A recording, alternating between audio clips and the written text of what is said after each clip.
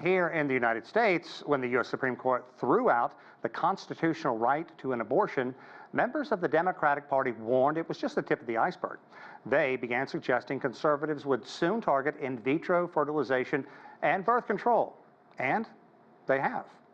Okay, for more insight into reproductive rights ahead of the upcoming elections, Dr. Kate Tulenko now joins us. She is the founder and CEO of Corvus Health. Kate, it seems like years since I've talked to you. It's good to see you again. Nice to see you. Let's talk about what was just outlined there. Polls showing that perhaps reproductive rights don't hit the same nerve as economic issues, but I think one could argue reproductive rights are so much more passionate, so much more personal. How do you see this issue shaping up the election as we move just about 2 months away from voting? Well, I don't think we have to position it as an either or, because in every conservative state that has had a ballot about reproductive rights, particularly about abortion, access to abortion has won. So I think that's an important issue to keep aside. But also, we need to frame it and help your audience realize that 2% of all babies in the U.S. are born from IVF and other reproductive assisted technologies. And 1/3 of all Americans either have used IVF themselves or know someone that has. So it really affects a much broader population than people think about. Okay, let's break it down for not only our domestic viewers, but people abroad as well. I want to know what you think the major differences are between former President Donald Trump, Vice President Kamala Harris, as we move towards the November elections, and talking specifically about abortion versus IVF versus surrogacy versus IUI. A lot of distinctions there. Yes, in a lot of different terms.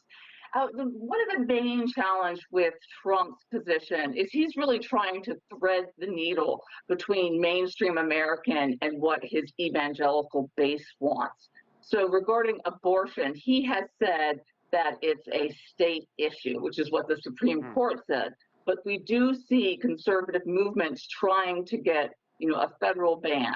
Or trying to, make it illegal for women to cross state borders to get an abortion. Right. And as far as the technologies such as intrauterine transfer and some of the other reproductive technologies, Trump has said that he supports them. He supports access to IVF.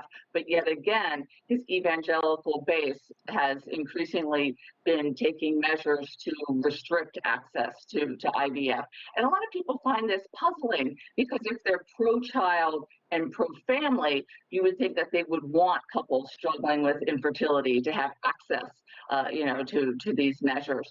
And regarding Kamala Harris, her position has been the same for decades, that she is supportive of all these reproductive measures. She's supportive of women's access to abortion as well. And another thing, you mentioned surrogacy, that becomes an issue, especially with gay couples, such as Secretary of Transportation Pete Buttigieg. He and his partner, his husband, used a surrogate to have their 2 children. And so I think that many evangelicals would be opposed to surrogacy because it is a mechanism that many gay couples use to have children. I want to back up to something you said at the very start. Said that the GOP and Trump say it is a state's issue, but the Democrats are arguing, they say, yeah, it's a state issue, wink, wink. We want to continue to keep our thumb on this issue. How important will it be to define their positions moving up to the U.S. presidential race?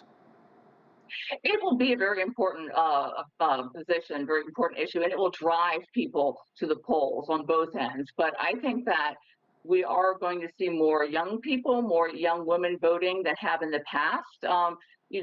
Surveys of Americans have shown that if young Americans would vote, that the Democrats would win most of the time. It's when they choose not to vote, think the issue is not important, say they can't tell the difference between one candidate versus the other, that's when Republicans tend to win. So I think it will be a very important issue.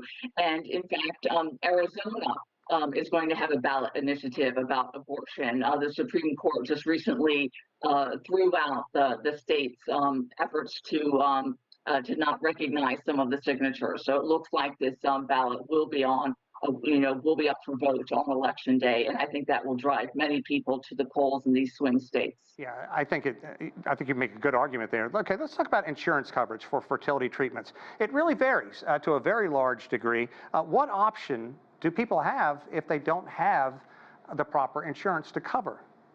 Yeah, well, first I want to say is that, over the last 10 years, there's been an amazing transformation in IVF as far as technology, accessibility, and affordability. We have now many new technologies such as sperm selection, pre-implantation genetics that really make it far easier for couples to have children. Also, accessibility. There are now more reproductive health specialists per population, which has helped people in rural areas and also helped groups that usually don't have as much access to medical care, such as African Americans and Latinos. But also the affordability, both if you have insurance, and many more insurances cover it, and there are also special insurances you can buy for it. They're also starting to insure egg freezing as well.